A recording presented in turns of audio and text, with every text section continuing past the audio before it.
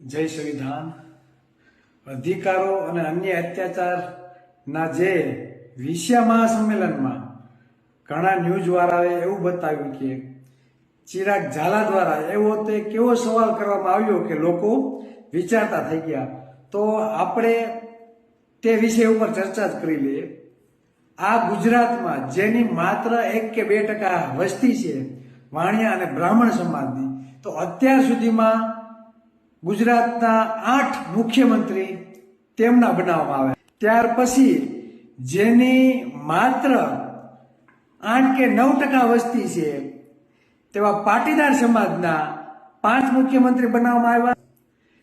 જ્યારે થોડાક સમય પહેલા પાલિતાણા બાબતે જૈન વાણિયા સમાજનું જે આંદોલન થયું હતું, તો એ આંદોલન માત્ર 1 જ દિવસ ચાલ્યું.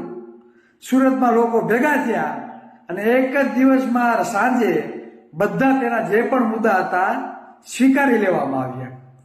તેવી જ રીતે આનંદીબેન જ્યારે મુખ્યમંત્રી હતા ત્યારે અનામત આંદોલન જો બંધ કરી દેવામાં આવે તો પાટીદાર સમાજનો અલગ નિગમ બનાવવામાં આવે અને તે નિગમમાં 1000 કરોડની સહાય કરવામાં આવે વર્ષે, આવી જાહેરાત કરવામાં આવી હતી.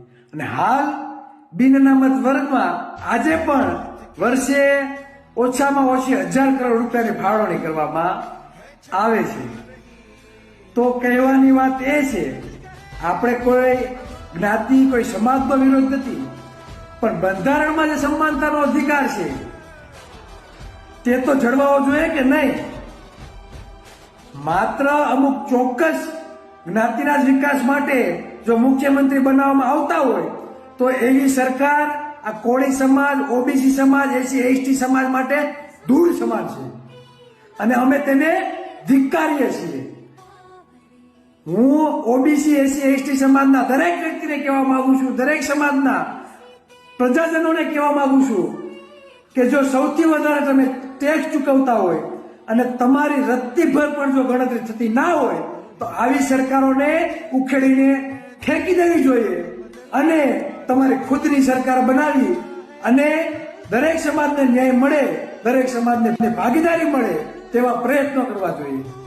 નેતા એવો હોવો જોઈએ કે લોકશાહીમાં દરેક સમાજને સરખા રાખે, નહીં કે અમુક ચોક્કસ જ્ઞાતિનો વિકાસ થાય.